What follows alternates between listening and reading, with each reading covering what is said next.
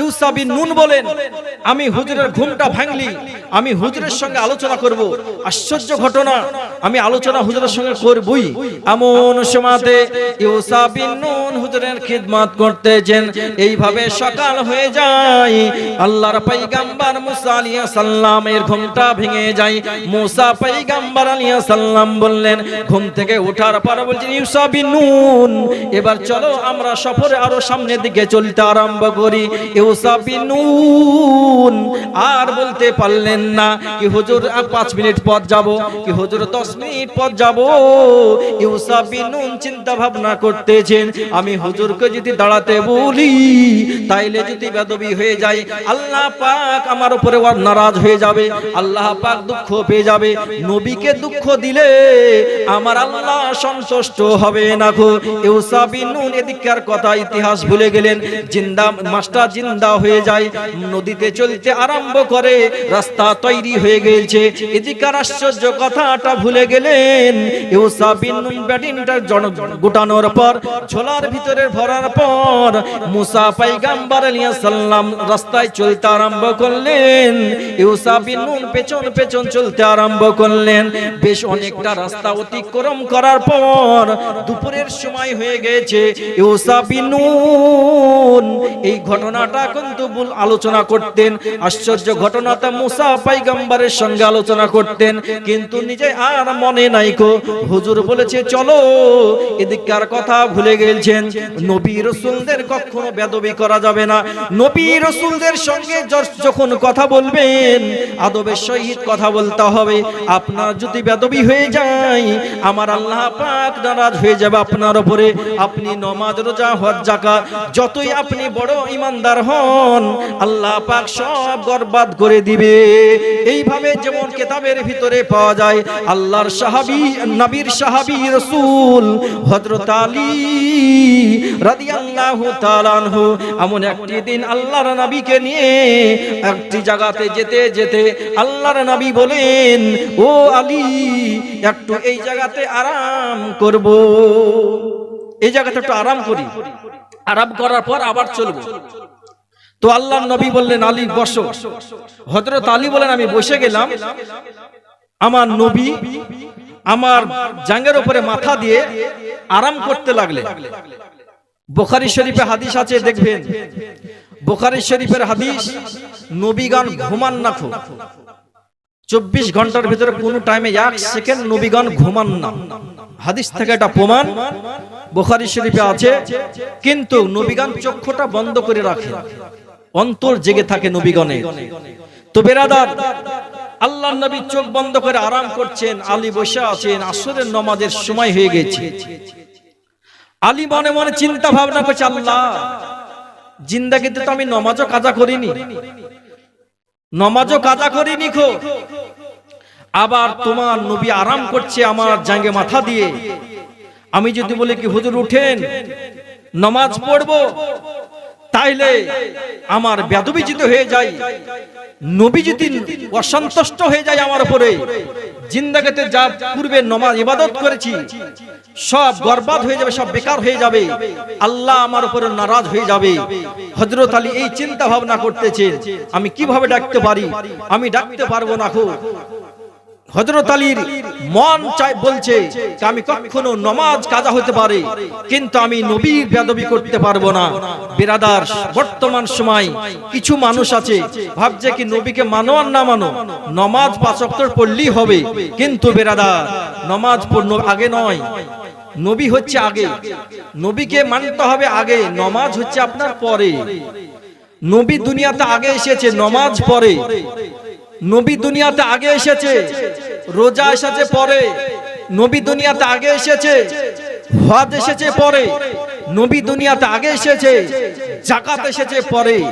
এক কথায় 18,000 মাখলুকাতের ভিতরে সমস্ত জিনিস এসেছে পরে, নবী এসেছেন আগে।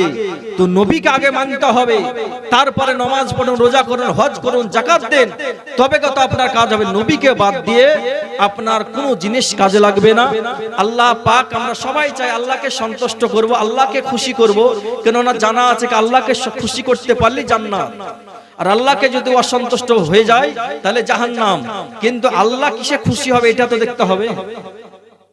আমরা তো সবাই চাই আল্লাহকে সন্তুষ্ট করব, কিন্তু আল্লাহ বলেন বান্দা তোমরা তো সবাই চাও আমাকে খুশি করতে, কিন্তু আমি কিসে খুশি হব এটা তোমাদেরকে তো আগে দেখতে হবে। কিন্তু আমরা বান্দা আল্লাহর আমরা দাস, আল্লাহর আমরা গোলাম, কিন্তু আমরা সবাই চাই আল্লাহকে সন্তুষ্ট করব, কিন্তু আল্লাহ কিসে সন্তুষ্ট হবে এদিকে আমাদের লক্ষ্য নাই। কোরআন শরীফে আল্লাহ পাক বলেছেন আল্লাহ কিসে সন্তুষ্ট হবে, আল্লাহ পাক কিসে খুশি হবেন। কোরআন শরীফের ভিতরে আল্লাহ পাক বলেছেন মাইতু রাসূলা ফাকাত আতাল্লাহ। আল্লাহ পাক বলেন 30 পারার ভিতরে আল্লাহ পাক বলেন আমার রাসূলকে যে সন্তুষ্ট করলো, খুশি করলো, সেই ব্যক্তি আমাকে সন্তুষ্ট করো। জোরে বলুন সুবহানাল্লাহ।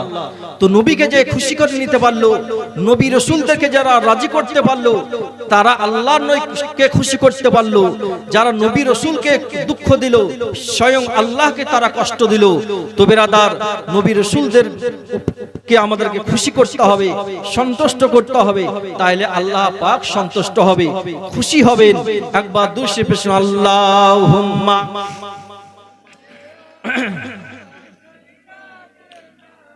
মাওলানা মুহাম্মদ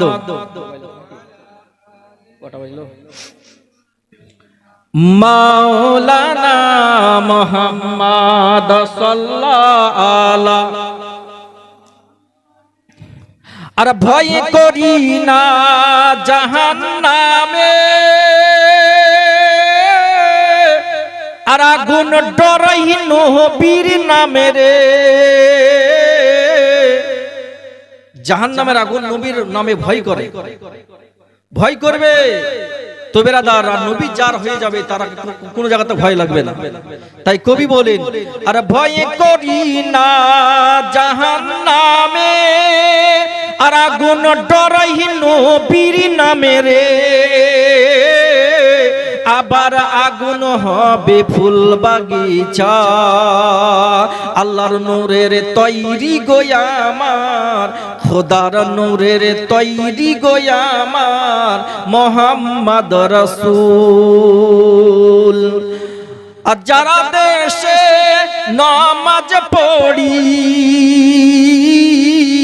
আর যারা দেশে নামাজ পড়ি, তারা দেশে রোজা রাখি গো, থাকবো গোরে আহারাম করে, হবে না নেকির সমতুল। আল্লাহর নূরের তৈরি গোয়ামার, খোদার নূরের তৈরি গোয়ামার মুহাম্মদ রাসূল। জোরে বলো সুবহানাল্লাহ। আর জান্নাতের ওই হুরপরি, আর জান্নাতের ওই হুরপরি, আর আমায় নিবে বহরণ করি রে। আর গলায় পরাবে ফুল, আল্লাহর নূরের তৈরি গোয়ামার মুহাম্মদ রাসূল। আল্লাহর হাবিব নবী গোয়ামার, পাকা কান্ডারি, আর শকত হালে, আর শকত হালে ছাড়বেন তোরি। আর তাই তো বসে আরাম করি, পাহাব নদীর কিনারা। এমন সময়তে মুসা পয়গম্বর আলাইহিস সালাম সেই জায়গা থেকে রাস্তায় চলতে আরম্ভ করে দিলেন। ইউসা বিন নুন সঙ্গে ঝোলাটা নিয়ে চলতে আরম্ভ করলেন। বেশ দুপুরের সময় হয়ে গিয়েছে। মুসা পয়গম্বর আলাইহিস সালাম বলেন, ও ইউসা বিন নুন, এখন দুপুরের সময় হয়ে গিয়েছে, এই জায়গাটা একটু আরাম করাও হবে এবং দুপুরের খাবারটাও খাওয়া হবে। ইউসা বিন নুন কে বললেন, ইউসা বিন নুন কোন জায়গাটাতে বসতে হবে সেটা জায়গাটা একটু চয়েস করো, জায়গাটা একটু পছন্দ করো। ইউসা বিন নুন দেখার পর বললেন, হুজুর এই জায়গাতে আমরা একটু আরাম করব। এখন ইউসা বিন নুন জায়গাতে, ওই জায়গাতে জিনিসটা পেড়ে দিলেন, বসার জায়গাটা থাপড়ে দিলেন। আল্লাহর পয়গম্বর মুসা আলাইহিস সালাম সেই জায়গাতে বসে গেলেন। ইউসা বিন নুনকে বললেন, ও ইউসা বিন নুন, তুমিও আমার পাশে বসে যাও। ইউসা বিন নুন বলেন, আমি সেই জায়গাতে বসে গেলাম। হুজুরের কথা মোতাবিক আমি সেই জায়গাতে বসে গেলাম। এমন সময়তে ইউসা বিন নুন বসে আছেন, মুসা পয়গম্বর আলাইহিস সালাম বসে আছেন। মুসা পয়গম্বর আলাইহিস সালাম বলেন, ও ইউসা বিন নুন, আমরা ঝোলাতে তো খাবার আছে, খাবারটা বের করো। এখন এই জায়গাতে খাওয়ার পর একটু আরাম করব, আরাম করার পর আবার সামনের দিকে আমরা চলতে আরম্ভ করব। আমাদের সফর চলতে আরম্ভ করবে, আবার সামনের দিকে আমরা হাঁটতে আরম্ভ করব। ইউসা বিন নুনকে যখন বলা হলো, ইউসা বিন নুন ঝোলার ভিতর থেকে খাবারটা বের করলেন। আল্লাহর নবীর সম্মুখে, মুসা পয়গম্বর আলাইহিস সালামের সম্মুখে খাবারটা রেখে দিলেন। আল্লাহর পয়গম্বর মুসা আলাইহিস সালাম বলেন, ও ইউসা বিন নুন, ওই যে ঝোলার ভিতরে ভাজা মাছটা ছিল, ওই মাছটা আমার সম্মুখে নিয়ে এসো, মাছটা এখন আমরা খাবো। এমন সময়তে আল্লাহর পয়গম্বর যখন মাছটা চাইলেন, ইউসা বিন নুন বলেন, হুজুর বেয়াদবি হলে ক্ষমা করবেন। ইউসা বিন নুন যখন এই কথা বললেন, হুজুর বেয়াদবি হলে ক্ষমা করবেন, যখনই মাছ চেয়েছেন তখন মনে চলে এসেছে মাছের ঘটনা তো ওদিকে চলে গেছে। ভাজা মাছটা জীবিত হওয়ার পর পানির নদীতে সমুদ্রতে চলছিল, ঘটনা তো ওদিকে ভুলে গেছিলাম হুজুরকে বলতে। তো হুজুর বেয়াদবি যদি হয় তো ক্ষমা করি, মানুষেরই ভুল হয়। তো হুজুর আপনি এখন মাছটা বলেছেন তাই আমার মনে চলে এসেছে। যেই জায়গাতে রাত্রিতে আরাম করছিলাম ওই জায়গাতে মাছটা কিন্তু ঝোলা থেকে বেরিয়ে গেছে। জিন্দা হওয়ার পর ঝোলা থেকে বেরিয়ে যান সমুদ্রতে সাঁতার কাটতে আরম্ভ করেছিল। মুসা আলাইহিস সালাম বলছেন, জালালি নবী ছিলেন, তবুও বললেন নাকি তোমার মারবো চড়, এই কথা বলেন। জালালি নবী ছিলেন, মানুষেরই ভুল হয় এটা জানেন, নবী রাসূলদের ভুল হয় না গো, মানুষের আমার আপনাদের ভুল হয়। মুসা আলাইহিস সালাম বলছে ঠিক আছে মানুষেরই ভুল হয়। তো অনেকটা পথ সারা দিন চলছেন, দুপুরের সময় কতটা রাস্তা গেলছেন হেঁটে, পায়ে হেঁটে, তবু রাগ করলেন না। আমরা যদি হতাম তাহলে কতই না কথা শোনাতাম, কি বহরমপুর পর্যন্ত হেঁটে গেলাম, আর তুমি এখন বলছো যে জিনিসটার জন্য আসা সেই জিনিসটার সঙ্গে নাই। কমসে কম না মানলেও কমসে কম দুটো গালিও দিতাম, তা মনের স্বাদটা মিটাতাম। তো বেরাদার, মুসা পয়গম্বর আলাইহিস সালাম বলেন চলো তাহলে এখানে কমসে কম খাবারটা খেয়ে নাও, আর আরাম করার সময় নাই। আমাদের মঞ্জিল ওই জায়গাটা, যেই জায়গাটায় মাছটা চলে যাবে সেটাই হচ্ছে আমাদের শেষ স্থান। তো মাছটা যেই জায়গাতে চলে গেছে ওই জায়গাটাই হচ্ছে আমাদের শেষ স্থান, আল্লাহ পাক বলেছিলেন। তো মাছটা যেখানে গেছে ওই জায়গাটা মনে পড়বে তো, তোমার দেখলে চিনতে পারবে তো। তো ইউসা বিন নুন বলেন, হুজুর আশ্চর্য ঘটনা ঘটেছে, আর ওই জায়গাটা কথা মনে পড়বে না? হয়তো কমবেশ আপনাদের মনে আছে 2000 সালের পূর্বে গোকর্ণতে যে তালের গাছে পাচন ঢুকেছিল, এই বাতা ঢুকে গিয়েছিল, এই কথাটা আপনাদের মনে কেন থাকবে না? তো বেরাদার, আশ্চর্য ঘটনা যেটা ঘটবে সেটা মনে থাকবে মরার আগা পর্যন্ত। তো ইউসা বিন নুন বলেন, হুজুর আমার মনে আছে, ওই জায়গাটা কোথায় সেটাও আমি বলতে পারবো। তো চলেন আমরা আবার পুনরায় পেছনে চলতে আরম্ভ করি। তো বেরাদার, এমন সময়তে আল্লাহর পয়গম্বর মুসা আলাইহিস সালাম ওই জায়গাতে খাওয়া দাওয়া সমাপ্ত করলেন। ইউসা বিন নুনকে বললেন তুমিও খাবার খেয়ে নাও। ইউসা বিন নুন বলেন আমিও সেই জায়গাতে খাবারটা খেয়ে নিলাম। খাওয়ার পর হুজুরের সঙ্গে আবার চলতে আরম্ভ করলাম, পেছন দিকে আবার চলতে আরম্ভ করলাম। যেতে যেতে যেতে রাত্রি লেগে যায়। আল্লাহর পয়গম্বর মুসা আলাইহিস সালাম সেই জায়গাতে যখন গেলেন, ইউসা বিন নুনকে বলেন, ও ইউসা বিন নুন কোন জায়গাটা ভালো হবে, একটু তুমি রাস্তাতে যেতে থাকবে, রাস্তায় চলতে থাকবে, আর কোন জায়গাটাতে ওই ঘটনাটা ঘটেছিল, এই দৃশ্যটা ঘটেছিল, সেই জায়গাটা মনে দেখবে, চোখে ভালোভাবে দেখতে থাকবে। আল্লাহর পয়গম্বর মুসা আলাইহিস সালাম এই কথা করলেন ইউসা বিন নুন নবীর পেছন পেছন চলতে আরম্ভ করেছেন। আর বেশ অনেকটা রাস্তা অতিক্রম করার পর আর ওই জায়গাটার দিকে ফলো করতে আছেন। এমন সময়তে আল্লাহর নবী সাল্লাল্লাহু তাআলা আলাইহি ওয়াসাল্লাম সাহাবীয়ে রাসূলের সম্মুখে আলোচনা করছেন। সাহাবায়ে কেরামের সম্মুখে আলোচনা করলেন। আল্লাহর নবীর সাহাবী তিনারা জিজ্ঞাসা করেছিলেন, ইয়া রাসূলুল্লাহ, ইয়া হাবিবাল্লাহ, মুসা পয়গম্বর তো জালিম নবী ছিলেন, কিন্তু ইউসা বিন নুনকে কোনো কড়া কথা বললেন না, কোনো মেজাজ দেখালেন না, কারণটা কি একটু আমরা জানতে চাই। আল্লাহর নবী সাহাবী রাসূলের সম্মুখে আলোচনা করলেন। যেটা মানুষের ভুল হয় এই বিষয় নিয়ে আল্লাহর নবী কখনো মেজাজ দেখাবেন না। ইউসা বিন নুন রাস্তায় চলতে আরম্ভ করেছেন।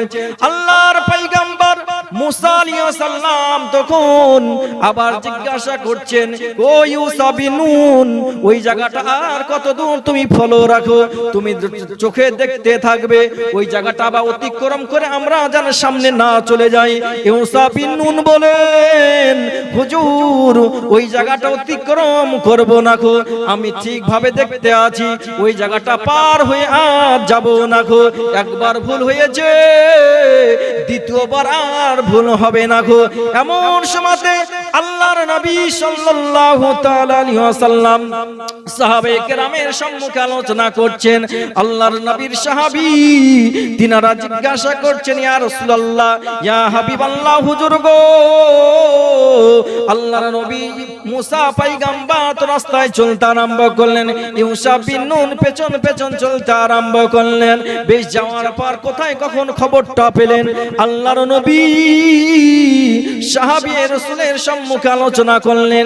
ইউসা বিন নুন সেই জায়গাতে যখন পৌঁছে গেলেন, সেই জায়গাতে যখন চলে গেলেন, আল্লাহর নবীর সম্মুখে আলোচনা করলেন, হুজুর যেই জায়গাতে ভাজা মাছটা জীবিত হওয়ার পর, জিন্দা হওয়ার পর সমুদ্রতে নেমে গিয়েছিল, এই জায়গাটায় ওই স্থান, জোরে বলুন, ওই জায়গাটায়, এই জায়গাতে মাছটা আপনি রাত্রে এখানে আরাম করছিলেন, আর ঝোলা থেকে মাছটা বের হয়ে চলে গেছিল, নদীতে সমুদ্রতে নেমে গেছিল। ইউসা বিন নুন যখন জায়গাটা দেখিয়ে দিলেন, আল্লাহর পয়গম্বর মুসা আলাইহিস সালাম বললেন, ইউসা বিন নুন, ঠিক আছে, তোমাকে বেশি আলোচনা করতে হবে না।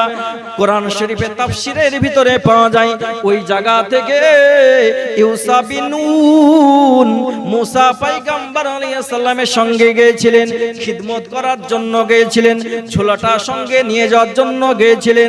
ওই সমুদ্রের কাছ থেকে ইউসা বিন মুসা পয়গম্বর আলাইহিস সালামের সঙ্গে গেলেন, কিংবা বাড়ি ফিরে গেলেন, ইতিহাসে আর পাওয়া যায় না গো, কিতাবের ভিতরে আর পাওয়া যায় না। হয়তো আল্লাহ পাক সেটাই ভালো জানেন, মুসা পয়গম্বর আলাইহিস সালাম সেটাই ভালো জানেন, এখন সঙ্গে নদীতে সমুদ্রতে নেমেছিলেন না ওখান থেকে পুনরায় বাড়ি ফিরে চলে গেছিলেন, এটা ইতিহাসের পাতায় পাওয়া যায় না গো। মুসা পয়গম্বর আলাইহিস সালাম দেখলেন সমুদ্রতে যেই দাদা মাছটা চলতেছে, এখনো মাছটা চলাফেরা করতেছে, মাছটা এখনো সাঁতার কাটতে আছে, একটা বিশাল সুন্দর রাস্তা তৈরি হয়ে গেছে। আমার আল্লাহ পাক রব্বুল আলামিন বলেন, জিবরিল, আমার নবী যেই রাস্তা দিয়ে নদীর সমুদ্রতে নেমে যাবে, ওই রাস্তাটা সুন্দর রাস্তা তৈরি করে দিতে হবে। আমার আল্লাহ পাক যখন জিবরিল আলাইহিস সালামকে বললেন, জিবরিল বলেন, রব্বুল আলামিন, আপনার আদেশ আমরা পালন করতে আছি, আমরা আপনার আদেশ পালন করব। জিবরাইল ফেরেশতার মাধ্যম দিয়ে ওই সমুদ্রতে একটা বিশাল সুন্দর রাস্তা তৈরি হয়ে গিয়েছিল, মাছটা যেই ধার দিয়ে চলে যায়, একটা বিশাল রাস্তা তৈরি হয়ে যায়, দুই ধারে পানির ঢাল রয়েছে। এমন সময়তে আল্লাহর পয়গম্বর মুসা আলাইহিস সালাম নদীতে রাস্তাতে নেমে গেলেন, সমুদ্রতে যখন নেমে গেলেন, রাস্তায় চলতে আরম্ভ করলেন। আমার আল্লাহ পাক রব্বুল আলামিন বলেছিলেন, ও মুসা কালিমুল্লাহ, ওই সমুদ্রতে একটা বিশাল রাস্তা তৈরি হয়ে যাবে, মাছটা যেই ধার দিয়ে যাবে, সেই ধার দিয়ে একটা রাস্তা তৈরি হয়ে যাবে, আর ওই রাস্তা দিয়ে তুমি পেয়ে হেঁটে চলে যাবে। তুমি যখন চলে যাবে, সামনে অনেকটা পথ চলে যাবে, তখন একজন আমার বান্দাকে দেখতে পাবে। একজন আমার বান্দাকে দেখতে পাবে, ওই রাস্তা দিয়ে গেলে ওই রাস্তা দিয়ে যেতে হবে তোমাকে, তাহলে আমার একটা বান্দাকে দেখতে পাবে, ওর সঙ্গে তুমি কথাবার্তা বলবে, ওর সঙ্গে কিছু চলাফেরা করবে, তারপরে বুঝতে পারবে ওর জ্ঞান কত। আল্লাহ পাক বলেন আমি ওকে কত জ্ঞান দিয়েছি, কত বুদ্ধি দিয়েছি, কত বিবেক দিয়েছি, তুমি ওর সঙ্গে চলতে হবে, তোমাকে ওর সঙ্গে চলাফেরা করতে হবে আমার ওই বান্দার সঙ্গে, তবে তো বুঝতে পারবে তুমি কি তার জ্ঞান বুদ্ধি কত। দূর থেকে সবাই জানবে অমুক ব্যক্তি খুব ভালো, ওর সঙ্গে চলাফেরা করবেন, উঠা বসা করবেন, একদিন চলবেন, তবে তো তার ব্যবহার বুঝতে পারবেন। তাছাড়া দূর থেকে সবাই বলে কি ভালো, কাছে যাওয়ার পর আবহাওয়াটা পাওয়া যাবে। তো মুসা পয়গম্বর আলাইহিস সালাম তখন ওই সমুদ্রেতে রাস্তা দিয়ে চলে যান পায়ে হেঁটে, বেশ অনেকটা পথ অতিক্রম করার পর দেখতে পেলেন একজন আল্লাহর বান্দা বসে আছেন, গায়ে রুমাল আছে, এমন সময়তে মাথাটা ঢেকে আছেন, শরীরটা ঢেকে আছে। আল্লাহর পয়গম্বর মুসা আলাইহিস সালাম সেই আল্লাহর বান্দাকে দেখার পর আল্লাহর বান্দাকে সালাম দিলেন, সালামের কোনো উত্তর আসলো না। আল্লাহর বান্দাকে যখন সালাম দিলেন, মুসা পয়গম্বর আলাইহিস সালাম কোনো উত্তর পেলেন না। দ্বিতীয়বার সালাম দিলেন, দ্বিতীয়বারও কোনো সালামের উত্তর আসছে না। মুসা পয়গম্বর আলাইহিস সালাম জালালি নবী ছিলেন, অত্যন্ত রাগান্বিত নবী ছিলেন। মুসা পয়গম্বর আলাইহিস সালাম মনে মনে চিন্তা ভাবনা করছেন, মাবুদ গো, তোমার কোন বান্দার কাছে আমাকে পাঠানছো, কি তোমার বান্দাকে পরস্পর দুইবার সালাম দিলাম, এখনো কোনো সালামের জবাব পেলাম না গো, এখনো সালামের উত্তর পেলাম না। কিতাবের ভিতরে পাওয়া যায়, কিতাবের ভিতরে পাওয়া যায় ভারতের জমিনে খাজা আজমেরি আরাম করতেছেন রাজস্থানের মাটিতে, আজকে হিন্দুস্তানের জমিনে আরাম করতেছেন খাজা আজমেরি। তিনি আরাম করেন, তিনার মাজার ভাঙার জন্য একজন বেধর্মী গেছিল, তিনার মাজার ভাঙা মিসমার করে দেব এই নিয়ত করে গিয়েছিল, কি আজকে হুজুরের দরবারে যাব, একজন অমুসলিম হুজুরের দরবারে যাওয়ার পর আমি হুজুরকে সালাম দেব, সালামে যদি উত্তরটা চলে আসে তাহলে জানবো ইনারা হচ্ছে জিন্দা, আর যদি সালামের উত্তর না আসে তাহলে জানো কি মরা মানুষের মাজারে আসে লাভ হবে না গো, মাজার থেকেও লাভ হবে না গো, তো মাটির সঙ্গে মিশিয়ে দেব, এরকম নিয়ত করে গিয়েছিল। এমন সময়তে ইতিহাসের ভিতরে পাওয়া যায় আল্লাহর সেই বান্দা, নাফরমান বান্দা খাজা আজমিরি রহমাতুল্লাহ আলাইহির দরবারে যাওয়ার পর প্রথমবার সালাম দিলেন, আসসালামু আলাইকুম ইয়া খাজা আজমিরি, সালামের কোনো উত্তর আসলো না। দ্বিতীয়বার সালাম দিলেন, সালামের কোনো উত্তর আসলো না। মনে মনে চিন্তা ভাবনা করছেন, আল্লাহর বান্দা বলেন আজকে মাজারকে আমি ভেঙে গুড়িয়ে দিব, এই মাজারে কোনো চিহ্ন তো রাখবো না। প্রথমবার সালাম দিলাম, কোনো উত্তর আসলো না। দ্বিতীয়বার সালাম দিলাম, কোনো উত্তর আসলো না। এই তৃতীয়বার সালাম দিব, আর এই সালামের যদি উত্তর আসে তো মাজার থাকবে, আর সালামের উত্তর যদি না আসে তো মাজার মিসমাস করে দেব। এমন সময়তে তৃতীয়বার সালামটা দিয়েছেন, আসসালামু আলাইকুম ইয়া খাজা আজমিরি। এই তৃতীয়বার সালাম দেওয়ার সঙ্গে সঙ্গে খাজা আজমিরি রহমাতুল্লাহ আলাইহি বলেন আমি সালামের উত্তরটা দিয়ে দিলাম। এই সালামের উত্তরটা যখন দেওয়া হলো, আল্লাহর পাইগা আল্লাহর মাহবুব বান্দা, আল্লাহর নৈকট্যওয়ালা বান্দা খাজা আজমিরি রহমাতুল্লাহ আলাইহি বলেন, ও আল্লাহর নাদান বান্দা, ও মুশরিক বান্দা, তুমি জানো না তুমি নিয়তটা তোমার ছিল খারাপ, তোমার উদ্দেশ্য ছিল খারাপ। আল্লাহর ওই মুশরিক বান্দা জিজ্ঞাসা করছেন, হুজুর আপনাকে প্রথমবার সালাম দিয়েছিলাম, সালামের কোনো উত্তর আসেনি গো। দ্বিতীয়বার সালাম দিয়েছিলাম, উত্তর আসেনি। তৃতীয়বার সালাম দিলাম, সালামের উত্তর আসলো। একটু এটা বিষয়ে আমি একটু জানতে চাই, এটা ইতিহাসের পাতায় আমি লিখে দিব। এমন সময়তে আল্লাহর সেই বান্দা বলেন, জিজ্ঞাসা যখন করলেন, খাজা আজমিরি রহমাতুল্লাহ আলাইহি বলেন, ও আল্লাহর নাফরমান নাফরমান বান্দা, তুমি যখন প্রথমবার সালাম দাও, আমি মদিনাতুর রওজার ভিতরে ছিলাম, আমি আল্লাহর নবীর সঙ্গে আলোচনা করছিলাম কিছু। দ্বিতীয়বার যখন সালাম দাও, তখন আমি বাগদাদ শরীফে গাউসে পাক রহমাতুল্লাহের দরবারে কিছু আমি আলোচনা করছিলাম। তৃতীয়বার যখন সালাম দাও, তখন আমার নিজের মাজারের ভিতরে প্রবেশ করার পর আমি সালামের উত্তরটা দিয়েছি। জোরে বলুন। তৃতীয়বার যখন সালাম দিয়েছো, এই সালামের উত্তরটা আমি দিয়েছি।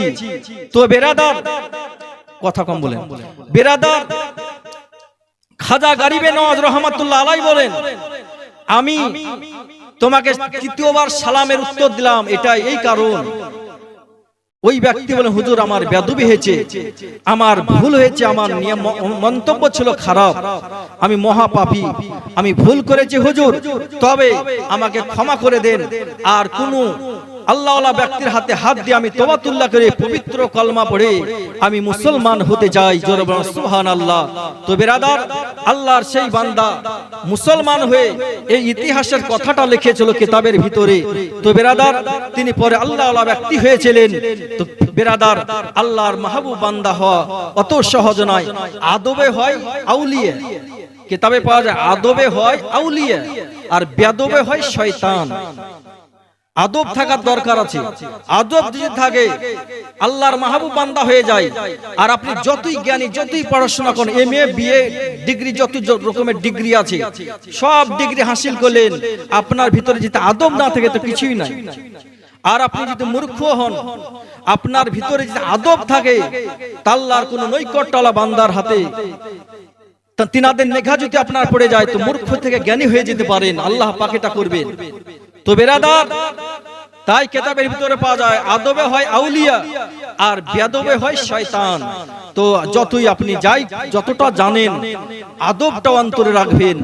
আদব করতে হবে মুসলমান, অন্তরে আদব রাখুন, এবং শয়তানের কাছ থেকে মুসলমান আমাদেরকে দূরে থাকতে হবে।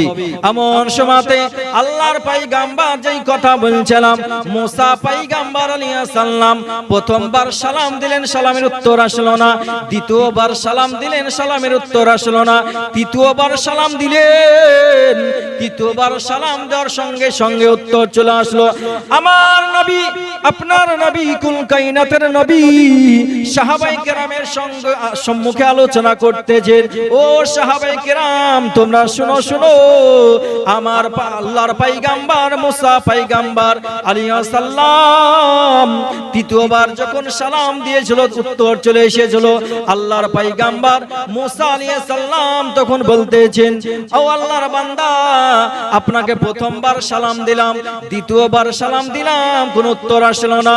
তৃতীয়বার সালাম দেওয়ার সঙ্গে সঙ্গে উত্তর চলে আসলো। আল্লাহর বান্দা সেদিনকে বলেছিলেন, ও আল্লাহর পয়গম্বর মুসা কালিমুল্লাহ, আপনি আমাকে প্রথমবার সালাম দিয়েছিলেন, আমি আল্লাহর ধ্যানে ছিলাম, আমি কোনো বুঝতে পারিনি। দ্বিতীয়বার সালাম দিয়েছেন হুজুর, আমি তো কোনো বুঝতে পারিনি।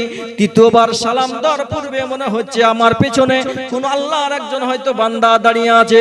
হুজুর, বেয়াদবি যেতে হয় তো ক্ষমা করবেন, আমি তৃতীয়বার আপনি সালামটা দিয়েছেন আমি শুনতে পেয়েছি, আমি উত্তরটা দিয়ে দিয়েছি। যেই রূপ ইতিহাসের ভিতরে পাওয়া যায়, হাদিস শরীফের ভিতরে পাওয়া যায়, আল্লাহর নবীর সাহাবী হযরত আলী রাদিয়াল্লাহু তাআলা আনহু অত্যন্ত শক্তিশালী আল্লাহ পাক তিনাকে দিয়েছিলেন। হযরত আলীকে আল্লাহ পাক অত্যন্ত শক্তি দিয়ে দান করেছিলেন। জিহাদের ময়দানে যাওয়ার পর খেজুরের গাছকে ধরতেন, মোটা মোটা খেজুরের গাছকে ধরতেন, মদিনার বুকে মোটা মোটা খেজুরের গাছকে ধরতেন। হযরত আলী বলেন, এক হাতে খেজুরের গাছকে ধরতাম তো খেজুরের গাছ জ্বর সহ চলে আসতো উঠে। এক হাতে ধরতাম খেজুরের গাছ তো গাছ সহ উঠে চলে আসতো। আল্লাহ পাক এমন শক্তি দিয়েছিলেন। এক হাতে তালওয়ার চালাতেন, আর কাফেরেরা হযরত আলীকে যে তালওয়ারটা মারতো ওই গাছে রুখতেন, ঢাল হিসাবে রুখতেন। আল্লাহ পাক এমন শক্তি হযরত আলীকে দিয়েছিলেন। আরো শক্তি হযরত আলীকে দিয়েছিলেন, 80 মুনের লোহার গেটকে ছেড়ে দিয়েছিলেন। একটা 80 মুনের লোহার গেট হযরত আলী দুই হাতে ধরে তুলে ফেলেছিলেন। তো বেরাদার, হযরত আলীকে আল্লাহ পাক এমনই শক্তি দান করেছিলেন। হযরত আলী জিহাদের ময়দানে একদিন যাওয়ার পর জিহাদ করতে করতে পায়ে তীর ঢুকে গিয়েছিল, কাফেরেরা তীর চালাচ্ছিল, হযরত আলীর পায়ে তীর লেগে গিয়েছিল। এই তীরটা সাহাবায়ে কেরাম অনেক চেষ্টা করেছিলেন, কিন্তু তীরটা হযরত আলী বের করতে দিবেন না, কষ্ট হচ্ছে, বের করতে দিচ্ছেন না। আল্লাহর নবী বললেন, হে সাহাবায়ে কেরাম তোমরা শুনো, এখন আমার আলীর এখন তীরটা বের করো না, পা থেকে তীর বের করো না, কষ্ট পাবে, অনেক ব্যথা হবে। আমার আলী যখন নামাজের অবস্থায় দাঁড়িয়ে যাবে, নামাজ যখন পড়তে লাগবে, তখন তীরটা বের করবে, আলী জানতে পারবে না। তো বেরাদার, হাদিস শরীফের ভিতরে পাওয়া যায় আলী যখন নামাজ পড়তে আরম্ভ করে দিলেন, তো পা থেকে সাহাবায়ে কেরাম তীরটা বের করে নিয়েছিলেন। তো আলী নামাজ সমাপ্ত করার পর আলীকে জিজ্ঞাসা করা হয়েছিল, আলী তুমি যখন নামাজ পড়ছিলে সেই সময় তোমার পা থেকে তীর বের করেছিলাম, তুমি কি জানতে পেরেছিলে? হযরত আলী বলে, খোদার কসম করে বলি, ওই টাইমে তীর আমার পা থেকে বের করেছো, আমি জানতে পারিনি। জোরে বলুন সুবহানাল্লাহ। বিরাদার, এমন সময়তে আল্লাহর পয়গম্বর হযরতে মুসা আলাইহিস সালাম আল্লাহর বান্দাকে জিজ্ঞাসা করলেন, আল্লাহর বান্দা পরস্পর উত্তর দিয়ে দিলেন। আল্লাহর বান্দা উত্তর যখন দিলেন, মুসা পয়গম্বর আলাইহিস সালাম তখন ওই আল্লাহর বান্দার সঙ্গে কিছু কথাবার্তা আলোচনা করলেন। আল্লাহর বান্দা বললেন, ও হুজুর, আমি তো সফরে চলে যাব, আমি তো অনেকটা দূর চলে যাব, আপনি তো এখানে একাই থাকতে পারবেন না, আমাকে তো সফরে চলে যেতে হবে। আল্লাহর পয়গম্বর মুসা আলাইহিস সালাম বললেন, আমিও তোমার সঙ্গে সফরে যাব, আমিও তোমার সঙ্গে সফরে যাব। মুসা আলাইহিস সালাম বলছেন, আমিও তোমার সঙ্গে সফরে যাব। আর আল্লাহর বান্দা বলছেন, হুজুর সফরে তো আমার সঙ্গে আপনি যাবেন বলছেন বটে, কিন্তু শর্ত কিছু আছে। রাস্তাতে যত ঘটনা ঘটবে আর যে সমস্ত কাজগুলো আমি করব আপনার সহ্য হবে না, আমি জানি এটা। মানে আপনার মেজাজটা একটু কড়া, আপনার জালালি মেজাজ আছে। আমি যেই সমস্ত কাজগুলো রাস্তাঘাটা করব, কর্মগুলো করব, আপনার সহ্য হবে না, আপনি মুখ খুলবেন। আমার সঙ্গে যদি যেতে হয়, একটাই শর্ত, আমি যা কাজ করব রাস্তাঘাটে আপনি কিন্তু মুখ খুলতে পাবেন না, চোখে দেখতে হবে আর কানে শুনতে হবে, চুপচাপ থাকতে হবে। মুসা আলাইহিস সালাম বলেন, ঠিক আছে চলো তোমার সঙ্গে যাব, আমি কোনো কথা বলবো না, কানে শুনবো আর চোখে দেখবো, কোন রকমের আমি কোনো কথা বলবো না, কোনো জিজ্ঞাসা করব না। শপথ থেকে ঘুরে আসার পর আমি তখন পরে একে একে সব জিজ্ঞাসা করব আর জানতে চাইবো। তো বেরাদার, আর মুসা আলাইহিস সালাম এই কারণতে গেলছেন, আমার চাইতে অনেক জ্ঞানী তিনি, কি কাজ এমন করেন সেটা তো দেখার জন্যই মুসা পয়গম্বর আলাইহিস সালাম এই সফর করেছিলেন। তাহলে ওনার সঙ্গে যদি না যায়, তাহলে সেই সমস্ত কাজগুলো কিভাবে দেখতে পাবেন আর কি করে বুঝতে পারবেন? ওনার সঙ্গে কিছুক্ষণ চলাফেরা করবেন, একদিন দুই দিন চলাফেরা করবেন, তবে কত তার বিষয়টা জানতে পারা যাবে। তো বেরাদার, মুসা আলাইহিস সালাম তখন আল্লাহর বান্দার সঙ্গে চলতে আরম্ভ করলেন, আল্লাহর বান্দা সব সঙ্গে চলতে আরম্ভ করলেন। আল্লাহর বান্দা সফরে বেরিয়ে গেলেন, মুসা পয়গম্বর আলাইহিস সালাম চলতে আরম্ভ করলেন। বেশ সম্মুখে একটা নদী অতিক্রম করতে হবে, সম্মুখে একটা নদী দেখতে পাওয়া যায়, অনেক মুসা পয়গম্বর আলাইহিস সালাম নদীর কিনারায় দাঁড়িয়ে আছেন, আল্লাহর বান্দাও নদীর কিনারায় দাঁড়িয়ে আছেন। এমন সময়তে অনেক নৌকা চালক নৌকা নিয়ে চলে আসে, কেউ জিজ্ঞাসা করে না, একে একে সব চলে যায়। আল্লাহর পয়গম্বর মুসা আলাইহিস সালাম বলছেন, ও আল্লাহর বান্দা, অনেক নৌকা তো আমাদের সম্মুখ দিয়ে চলে যায়, কেউ তো আমাদেরকে জিজ্ঞাসা করে না, কারণটা কি একটু জানতে চাই। আল্লাহর বান্দা বলেছিলেন সেই দিনকে, হুজুর আপনাকে বলেছে একটু মুখটা বন্ধ রাখতে, কেননা সময় হলে ঠিক চলে আসবে নৌকা। এমন সময় একজন নৌকা চালক নৌকা নিয়ে চলে আসে, আর নৌকা চালক দাঁড়িয়ে যায়। আল্লাহর দুই বান্দাকে দেখার পর দাঁড়িয়ে গেলেন। মুসা আলাইহিস সালামের চেহারা দেখে দাঁড়িয়ে গেলেন, আল্লাহর বান্দার চেহারা দেখে দাঁড়িয়ে গেলেন। এমন সময়তে আল্লাহর দুই বান্দার চেহারা দেখে, নুরানিময় চেহারা দেখে আল্লাহর নৌকা চালক তখন দাঁড়িয়ে গেলেন, কিনারা আল্লাহর খাস বান্দা হবেন, আল্লাহর মাহবুব বান্দা হবেন, এই বলে দাঁড়িয়ে গেলেন। দাঁড়িয়ে যাওয়ার পর জিজ্ঞাসা করলেন, হুজুর আপনারা নদীর ওই পার যাবেন নাকি? আল্লাহর বান্দা হযরতে খিজির আলাইহিস সালাম, হযরতে খিজির আলাইহিস সালাম জিজ্ঞাসা করলেন, হযরতে খিজির আলাইহিস সালাম যে হ্যাঁ নদীর ওই পার তো যেতে হবে। তো ঠিক আছে হুজুর তাহলে চাপেন। নৌকাতে চেপে গেলেন। নৌকাতে চাপার পর নদীতে চলতে আরম্ভ করলেন। নদীতে যেতে যেতে নৌকা চালক তখন ঘাটে যখন বিপরীত দিকে ঘাটে যখন ভিড়িয়ে দিবেন, আল্লাহর বান্দা আল্লাহর পয়গম্বর হযরতে খিজির আলাইহিস সালাম, কিতাবের ভিতরে দুই রকম মত পাওয়া যায়। কোন রাবী কোন মতভেদ আছে। কেউ কেউ বর্ণনা করেছেন কি হযরতে খিজির আলাইহিস সালাম আল্লাহর নবী ছিলেন, আর কেউ কেউ বর্ণনা করেছেন আল্লাহর নৈকট্যওয়ালা বান্দা ছিলেন, আল্লাহর মাহবুব বান্দা ছিলেন, আল্লাহর ওলি ছিলেন। এরকম দুই রকম মত পাওয়া যায় কিতাবের ভিতরে। আল্লাহর ওলি, আল্লাহর মাহবুব বান্দা হযরতে খিজির আলাইহিস সালাম তখন ওই নৌকা চালককে টাকা দিলেন, এই টাকাটা তোমার ভাড়াটা নিয়ে নাও। আল্লাহর বান্দা বলেন, হুজুর এ আমার ভাড়া দিতে হবে না, একটু আমার জন্য একটু দোয়া করবে। আল্লাহর মাহবুব বান্দা দেখার সঙ্গে সঙ্গে কারা আল্লাহর নৈকট্যওয়ালা বান্দা হবে, আল্লাহর খাস বান্দা হবে। এই কারণে নৌকা চালক বলছেন, হুজুর আপনাদের ভাড়া লাগবে না, আমার জন্য একটু দোয়া করবেন যেন নৌকাটা ভালোভাবে চালাতে পারি আর সংসারটা ভালোভাবে যেন চালাতে পারি, এই দোয়াটা করবেন।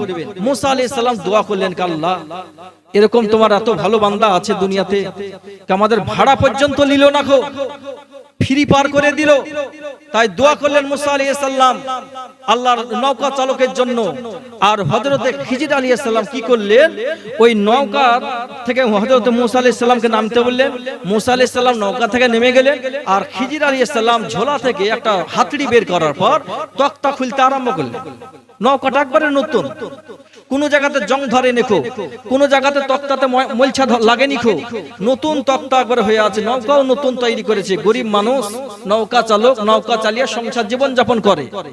খিজির আলাইহিস সালাম নৌকার একটা তক্তা খুলে নিলেন, নৌকার ভিতরে পানি ঢুকতে আরম্ভ হলো, নৌকাটা ওই জায়গাতে ডুবতে আরম্ভ হলো। তো বেরাদার, এমন সময়তে আল্লাহর পয়গম্বর হযরতে মুসা আলাইহিস সালাম জিজ্ঞাসা করলেন, ও আল্লাহর বান্দা খিজির, এই ব্যক্তি কতই ভালো মানুষ, আমাদেরকে আমাদের ভাড়া নিল না, ফ্রি পার করে দিল। আবার তুমি এই নৌকাটা তক্তা খুলে দিলে, নৌকাটা খাম করে দিলে। গরিব মানুষ নৌকা চালক, নৌকা চালিয়ে সংসার জীবন যাপন করে। আল্লাহর পয়গম্বর হযরতে মুসা আলাইহিস সালাম এই কথা জিজ্ঞাসা করলেন।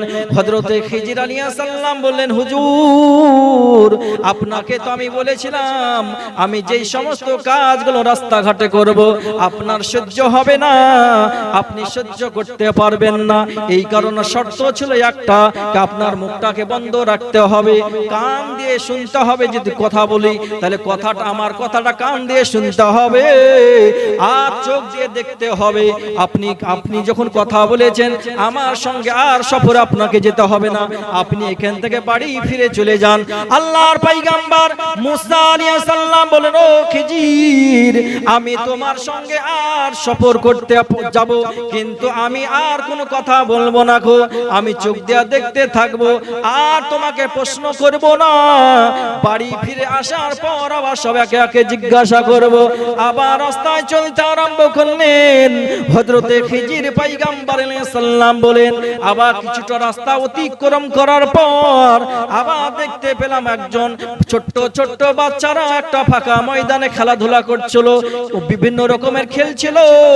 এখনকার বাচ্চারা যেমন রাস্তাঘাটে খেলাধুলা করে, ওইভাবে ছোট্ট ছোট্ট বাচ্চারা খেলাধুলা করছিল। এমন সময়তে খিজির আলাইহিস সালাম একটা বাচ্চার গলাকে ধরে নিলেন, গলাটা ধরার পর টিপন মেরে দিয়েছেন, ওকে হত্যা করে দিলেন। ওই ছোট্ট বাচ্চাটার মওত হয়ে যায়, ওই ছোট্ট বাচ্চাটা ওখানে ইন্তিকাল করে। মুসা পয়গম্বর আলাইহিস সালাম বলেন, ও খিজির পয়গম্বর, আমি তো দেখলাম এই বাচ্চাটা কোনো দোষ করেনি, কোনো আমাদের ক্ষতি করেনি, কিন্তু তুমি বাচ্চাটা মারলে কারণটা কি? হযরতে খিজির পয়গম্বর আলাইহিস সালাম বলেন, হুজুর, আপনাকে আমি মুখটা বন্ধ করতে বলেছিলাম, আবার মুখ খুলতে আরম্ভ করেছেন, আপনি এখান থেকে বাড়ি ফিরে চলে যান, আমার সঙ্গে সফরে যেতে হবে না। মুসা পয়গম্বর আলাইহিস সালাম মনে মনে চিন্তা ভাবনা করছেন, এই সফরটা দেখার জন্যই তো আল্লাহ পাকের হুকুমে আমি এসেছি, আমাকে শেষ পর্যন্ত আমাকে সফরটা করতে হবে। এমন সময় আবার রাস্তায় চলতে আরম্ভ করলেন, আপনাদের মতন একটি গ্রামে প্রবেশ করলেন।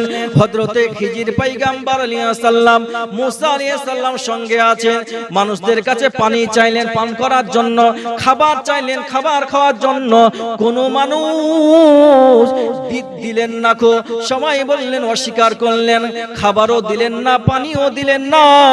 কিছুটা রাস্তা অতিক্রম করার পর দেখতে পেলেন রাস্তার ধারে একটা মাটির প্রাচীর ছিল, ওই প্রাচীরটা কাত হয়ে গেছে, অল্প দিনের ভিতরে প্রাচীরটা পড়ে যাবে।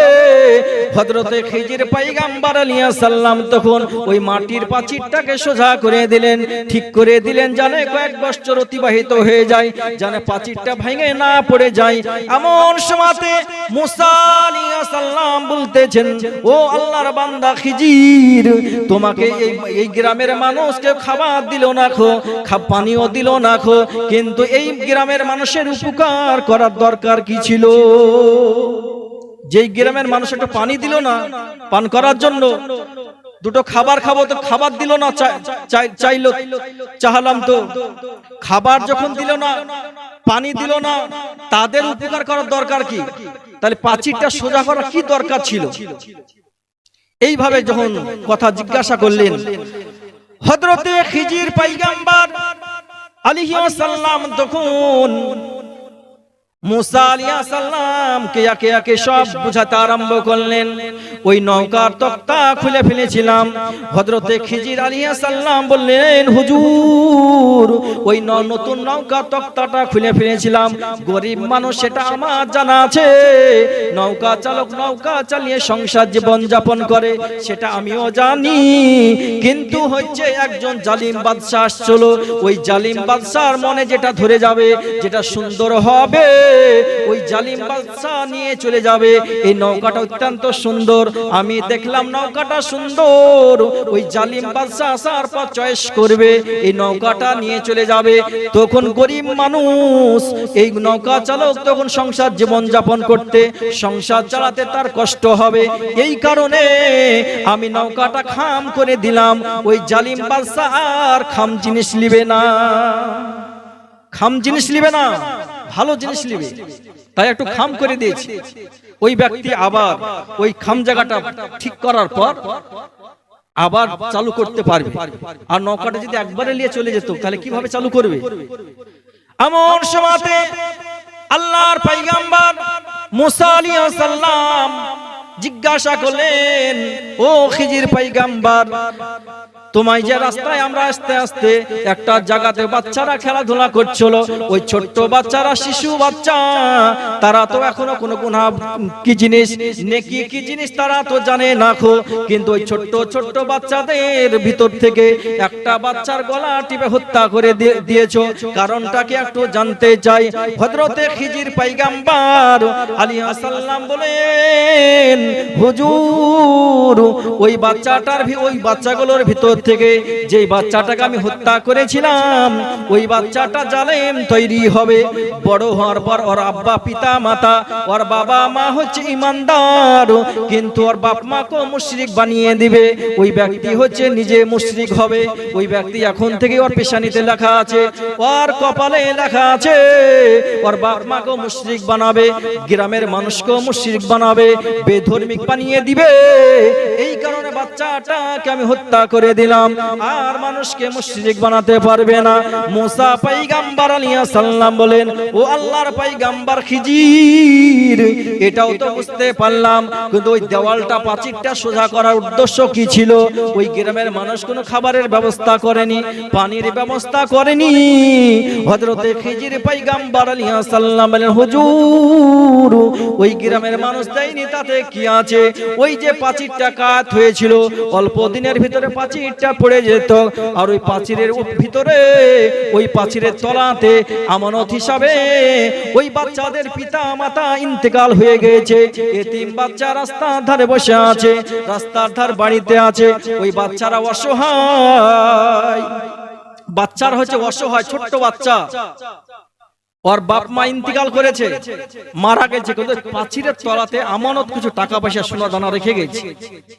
এখন যদি প্রাচীরটা পড়ে যায় তো গ্রামের মানুষ সব লুটপাট করে নিয়ে পালিয়ে যাবে। ওরা অসহায় ছোট্ট বাচ্চা, ও নিজের মাল তাও ওরা জানে না এখন। তাই এই প্রাচীরটাকে ঠিক করলাম একটাই উদ্দেশ্য, এই বাচ্চারা যখন বড় হয়ে যাবে প্রাচীরটা ভাঙবে নিজে, তখন ওই আমানতটা, নিজের আমানত নিজে পেয়ে যাবে, তারা কিছু তখন করতে পারবে, নাহলে এমনিতে অসহায় আরো অসহায় হয়ে যাবে। এই কারণে ওই প্রাচীরটা ঠিক করে দিয়েছিলাম। মুসা পয়গম্বর আলাইহিস সালাম ওই শপথ থেকে বাড়ি ফিরে আসার পর আল্লাহ পাকের দরবার আরজি করলেন, আল্লাহ আমি যেটা ভেবেছিলাম তার বিপরীত বুঝতে পারলাম, কি তোমার সেই বান্দা অত্যন্ত জ্ঞানী, অত্যন্ত পণ্ডিত, অনেক জ্ঞান রাখে, সেটা আমি তার সঙ্গে সফর করে আমি সেটা বুঝতে পারলাম। একবার দুরূদ শরীফ পেশ করুন, আল্লাহুম্মা